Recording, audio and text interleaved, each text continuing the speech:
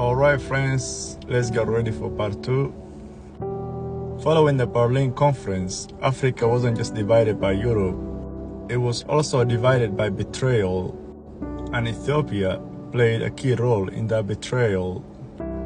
In 1897, Emperor Menelik II signed a secret treaty with Britain. This treaty is known as the Anglo-Ethiopian Treaty.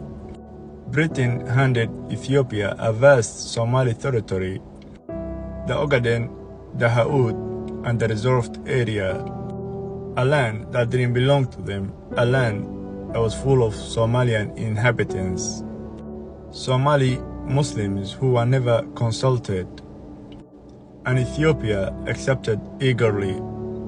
But while Ethiopia was cutting backdoor deals with the colonizers, the Somali people were doing the opposite.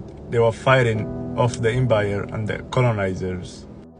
Led by Sayyid Muhammad Abdullahi Hassan, the Dervish movement was born in 1899 and lasted until the 1920s.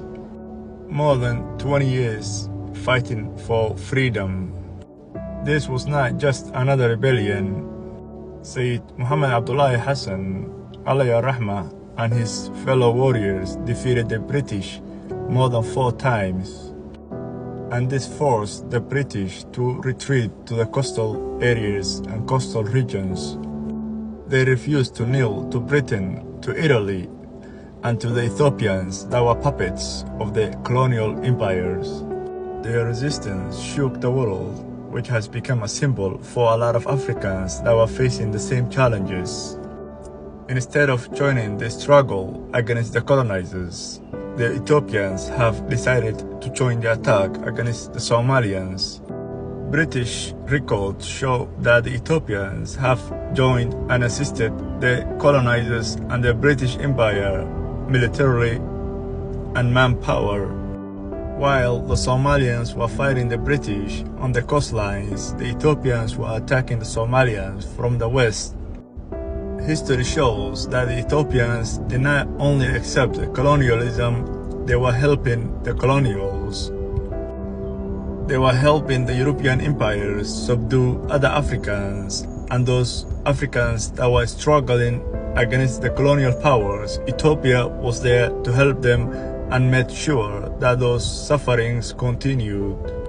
While the Somalians and other Africans in the region fought for freedom, the Ethiopians were fighting for favors in order to avoid the same consequences. The colonials knew the Ethiopian ambitions were to act like them, be like them, so they let them be by giving them other African lands, other African resources, guns, and all those other resources that were lacked by other Africans, which helped the Ethiopians subdue and help the Europeans. To this day, Ethiopia is the back door for the colonial powers that exist today.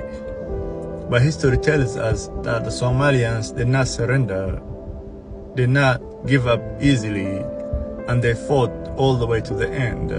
And this item I'm showing you here is in Britain, in the Museum of London. And history tells us that the fight is now over. We need to continue fighting and we need to free Africa. If one country in Africa is not free, if one African is not free, no African is free. We all has to be there for each other.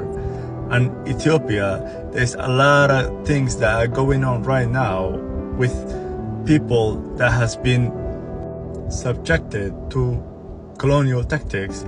There are still people in Ethiopia right now that are still being occupied, that are still fighting for their freedom, that we need to support and make sure that they are free. History tells us the Somalians fought with valor and bravery, while the Ethiopians have become the back door for colonial empires. So, my fellow Africans, we need to study our history and support each other and support anyone in Ethiopia that is still struggling against occupation and colonial mindsets. And my fellow Africans, let's keep going and let's keep supporting each other.